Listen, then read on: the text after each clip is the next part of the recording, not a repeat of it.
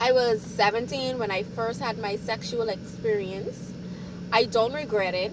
And the person did use protection. We did use protection. Um, my friends spoke more about sex. They are very informative. Oh my God. They spoke about everything. They were very detailed. And school, family life also. I had sex when I was 17 years old. And I remember we didn't even use any protection because I remember at that time there was a rumor going on if you use rubber on a virgin that the condom will bounce or something. I don't remember. But to be honest, I have no regrets about the first time. I mean, that's what makes me who I am today. And basically, it was just my friends having sex talks with me. My teachers, school, neither my parents informed me about sex.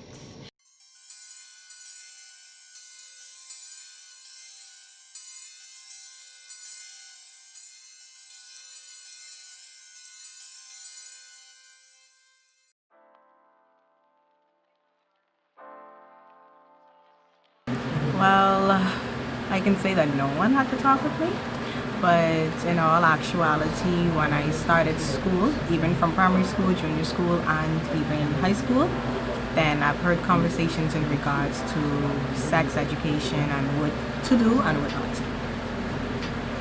Well, I never had the talk.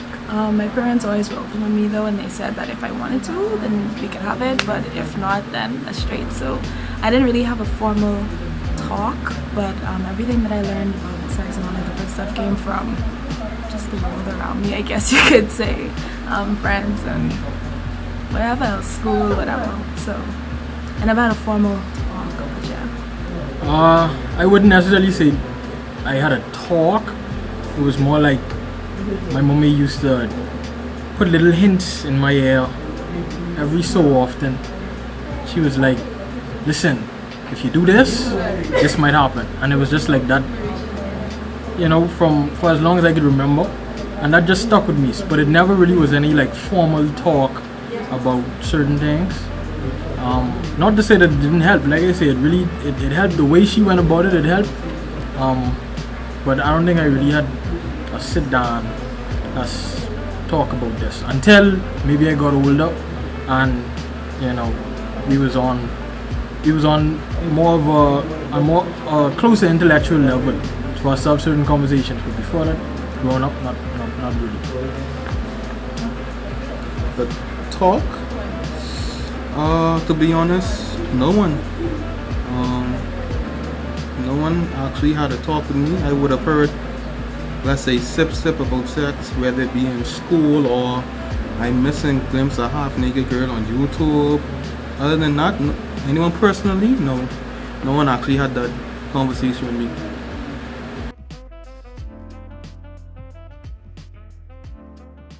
I feel like these days sex is literally everywhere you go. You cannot escape it. Like, you go on social media, everything you see is sexualized, everything you see on TV is sexualized. All the commercials these days wild, like all types of different stuff be going on, and it's like, ooh, everything has like a hidden agenda or like a little innuendo in it. And so I feel like even if it's not so explicit, it's literally hidden in everything that we do, everywhere that we go, every way that people try to advertise has to do with sex. Everything is all linked to that.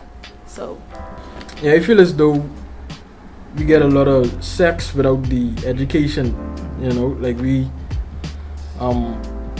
if you ask a lot of young people like where their knowledge of sex comes from, a lot of them will just say porn. A lot of them will say, you know, they went out there and they did this or they did that at a young age, and you know, that's just how it's been.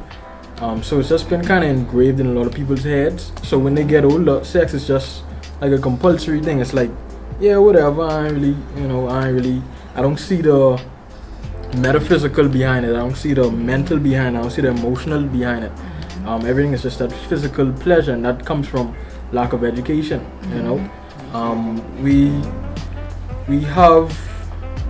we were talking about, you know, the awareness of STDs, but beyond that, sitting young people down and telling them, listen, this is safe sex, this is abstinence, this is raw or whatever, and you decide now, how do you want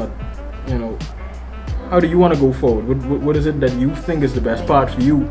And 9 out of 10 in those meetings, kids are gonna say, oh yeah, I think I'm gonna abstain, even though that's not the reality.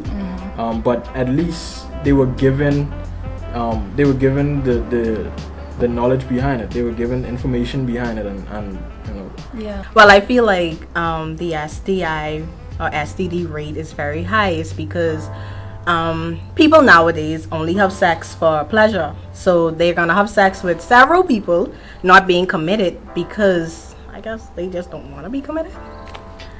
And most people just feel like condoms don't feel good. With STI and STD, how I feel as though it's very high in the Bahamas. Reason being is because that sex is very easy to get. When I say easy, I mean there's no precaution, there's no high wall, you don't have to pay no money. It's just like that. And basically all the young people, or everyone usually have sex for reasons of pleasure. So no one is gonna think first, okay, STI, STD, this person might be a ticking time bomb, stuff like that. Straightforward. And during sex, as we all know, it feels very good. Easier said than done. See what I'm saying? So that's how I feel about the whole situation. And there isn't enough, I don't want to say that there isn't enough education on STI or STD, but I feel as though there's no dramatization to say how painful living with STI or STD is. Because I feel as though if people realize how painful it is going through it, then they'll be like, oh, I don't want that. The most having, let's say, AIDS or herpes, you will be like, you will have people discriminating you. That's the most. People know how to brush off discrimination. You tall, you fat, you short, you skinny. Straightforward.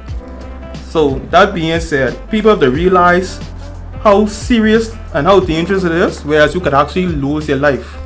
And that's why I feel as though it's still so high, but people don't really, let's say, are not concerned about their health in the long run about it.